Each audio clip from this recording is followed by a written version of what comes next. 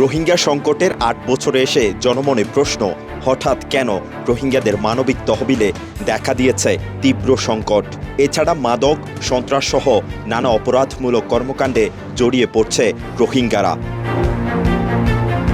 জাতিসংঘের মানবিক কার্যক্রম সমন্বয় সংস্থার OCHA এর তথ্য বলছে, গেল বছরে বাংলাদেশে মোট মানবিক সহায়তা এসেছে ৬৭ কোটি ৯২ লাখ ডলার, যার ৮০% বেশি বরাদ্দ ছিল রোহিঙ্গাদের জন্য।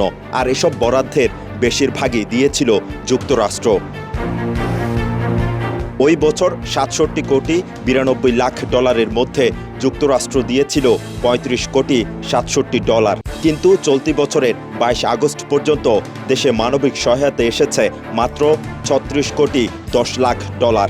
আর এই সহায়তার ৯৩% এসেছে রোহিঙ্গাদের জন্য, যার মধ্যে যুক্তরাষ্ট্র দিয়েছে মাত্র ৮ কোটি ৫৩ ডলার। রোহিঙ্গাদের জন্য গঠিত জয়েন্ট রেসপন্স প্ল্যান JRP-তে ২০২৪ সালে মোট প্রকল্প ছিল ১৯৫টি, কিন্তু ২০২৫-২৬ অর্থবছরে প্রকল্পের সংখ্যা কমে দাঁড়িয়েছে ১৫৬টিতে।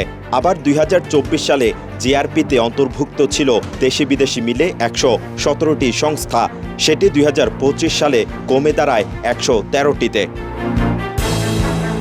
তথ্য বলছে, চলতি বছরের শুরুতে যুক্তরাষ্ট্রের USAID-এর সহায়তা বন্ধ করে দেওয়ায় একেবারে ধস নামে রোহিঙ্গা তহবিলে।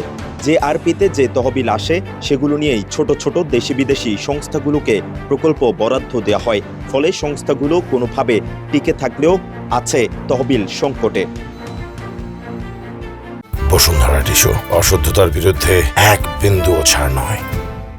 এদিকে বিশ্লেষকরা বলছেন, শুধু রোহিঙ্গা সংকটে নয়, পুরো বিশ্বব্যাপী শরণার্থী তহবিলে দেখা দিয়েছে সংকট। এর মধ্যে যুক্তরাষ্ট্র USAID-র মাধ্যমে দেওয়া তহবিল বন্ধ করায় এই সংকট আরও তীব্র হয়। আন্ডার ডেভেলপিং কান্ট্রি বা on the way to the develop, এই দেশগুলোর ডেমোক্রেসি বা ডেমোক্রেটিক যে এনভায়রনমেন্ট সেগুলো ভীষণ ক্ষতিগ্রস্তের সম্মুখীন হচ্ছে। রোহিঙ্গা ইস্যু সেখানকার বাইরে নয়। তহবিল সংকট আরও তীব্র হলে বাংলাদেশে আশ্রিত রোহিঙ্গা জনগোষ্ঠীর উপর আরও বেশি প্রভাব পড়বে বলে মনে করছেন বিশ্লেষকরা। এতে করে রোহিঙ্গা ক্যাম্পে আরও বেশি বৃদ্ধি পাবে অপরাধ প্রবণতা। খাদ্য সংকট, সিকিউরিটি, এই ধরনের বিষয়গুলো না থাকার ফলে এই ধরনের অর্গানাইজ ক্রাইমগুলো বেশ বাড়বে।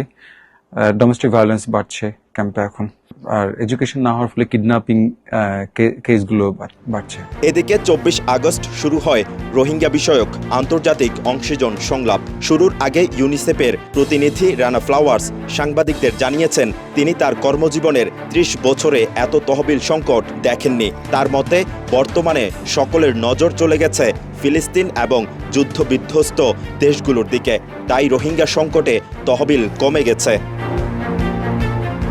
কক্সবাজারের ৩৪টি আশ্রয় শিবিরে মোট শিশুর সংখ্যা ৫,৯৫,৩৫৪ জন। এর মধ্যে ১.৫ লাখ শিশু ইউনিসেফের অধীনে পড়ালেখা করত, যা এখন বন্ধ।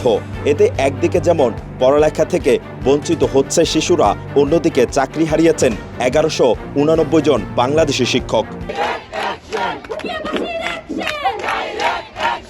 এদিকে চাকরিচ্যুত শিক্ষকরা বলছেন, আগামী ডিসেম্বর পর্যন্ত তাদের চুক্তির মেয়াদ থাকলেও বেতন বাড়ানো সহ ৪ দফা দাবি নিয়ে আন্দোলন করলে ১১৮৯ জন বাংলাদেশি শিক্ষকদের চাকরিচ্যুত করা হয়। ডিসেম্বর পর্যন্ত সবার কন্ট্রাক্ট পেপারে সাইন ছিল, কিন্তু এরই মধ্যে কোনো কিছু ছাড়াই হঠাৎ করে বিকেলে সবাইকে পরবর্তীতে ডেকে ফান্ড ক্রাইসিসের অজুহাতে সবাইকে ডিসকন্টিনিউ লেটার দিয়ে দেয়।